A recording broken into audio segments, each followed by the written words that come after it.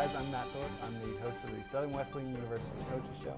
Today we have Lindsay Schneider from the women's lacrosse team. How's it going, Lindsay? It's going pretty well. By yourself? I'm doing well. Glad to have you here. Lindsay, let's talk about the season.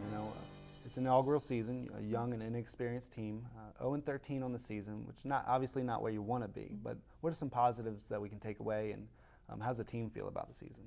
I think even from their first game all the way to our last game that we've had, you can see how far the team has come. Mm-hmm. I mean, pretty much every game we had almost a different lineup in there, just deal with injuries and different things that have happened throughout the season. We've been able to actually execute our plays. Mm-hmm. Defensively, they've made some great stops that normally in the first part of the season we weren't able to do. Right. So we've been able to adjust throughout the season and make some changes. So with that young and inexperienced team, there's a lot of pressure that happens. Early on, they struggled to get shots on goal, and that's improved throughout the season. Defensively, they've struggled to keep the pressure off the goalie, but they got better as the season went on. Even with that, Kaylee McDaniel, as a freshman goalie, was a star in the goal. 193 saves, so she could be closing in on 200 coming up this last game, right. And that's a big deal, But it's not just that she's saving a lot because there's a lot of pressure, but she's actually third or fourth in the conference with save percentage. So what does she bring to the team, as a freshman, that youth and that talent? She's done a great job.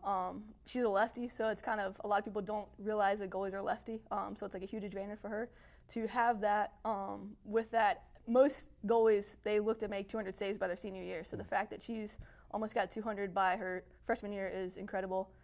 So we talk about that a lot in practice, trying to get different shots, different angles, and how to defend it and certain things, and just working on all that stuff. But she's done a great job defensively. Sometimes it's just tough when you see so many shots and right.